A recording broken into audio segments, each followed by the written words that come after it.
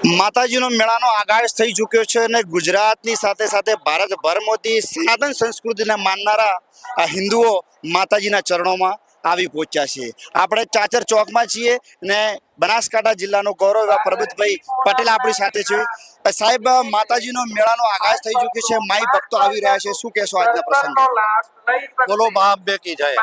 नमस्कार मित्रों, माँ अंबा माँ जगतजननी समग्र विश्व અને સમગ્ર હિન્દુસ્તાનના ખૂણે ખૂણેથી જ્યારે ભાદરવી પૂનમને મેળે લોકો પગપાળા માના દર્શન કરવા કેટલાયની આજા બાજા શ્રદ્ધા જે લોકો મિત્રો આવે છે।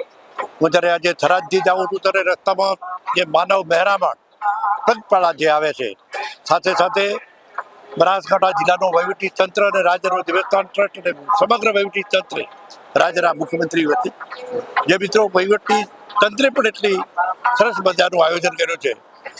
શૈક્ષિક સંસ્થાઓએ કેમ્પના સેવા કેમ્પો ચલાવનાર મારા મિત્રોએ કે પ્રજાને ક્યાંય ગબડતા ન પડે એની પૂરેપૂરી ચિંતા રાખી છે।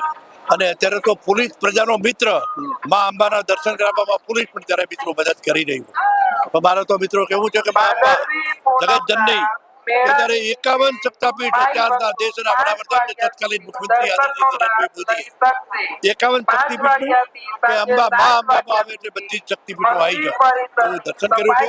ત્યારે આજે જે ભાવિક ભક્તજનો 1 થી 7મી સુધી જ્યારે મેળો ચાલવાનો છે, આમ તો 7મીનું ચંદ્રગ્રહણ છે, પણ જે મેળો ચાલવાનો છે સમગ્ર વહીવટી તંત્રને ખૂબ ધન્યવાદ અને અભિનંદન આપું છું।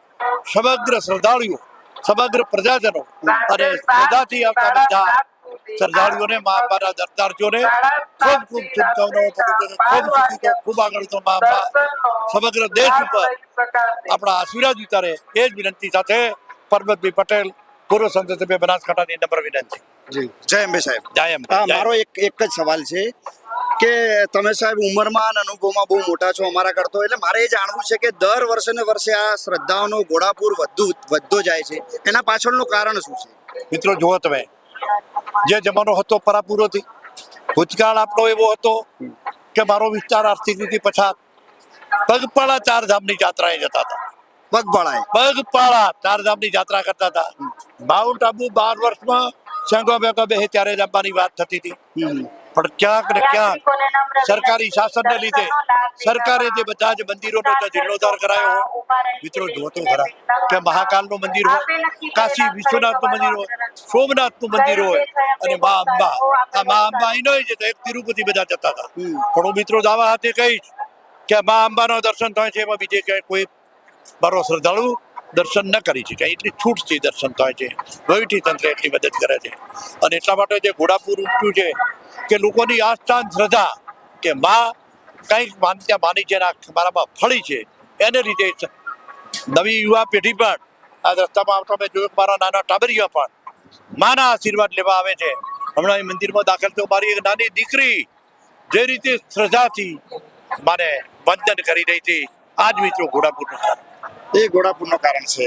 આ હતા પરબતભાઈ પટેલ કહી રહ્યા છે કે હિન્દુ સંસ્કૃતિ એ શ્રદ્ધા અને ભક્તિ સાથે સમન્વય સાધી રહ્યા છે અને દિવસે ને દિવસે આ ભક્તોનો ઘોડાપુર વધવા પાછળનું કારણ ક્યાંક ને ક્યાંક સરકારની નીતિ પણ રહેલી છે અને મંદિરોને જીર્ણોદ્ધાર કરાયા, સરકારનો પ્રચાર અને પ્રસારની સાથે સાથે આ કોઈ પણ બાબતની કચાશ ધાર્મિક સ્થળે ન રહે તેવો પ્રકાશ સતત સરકારશ્રીનો રહેતો હોય છે।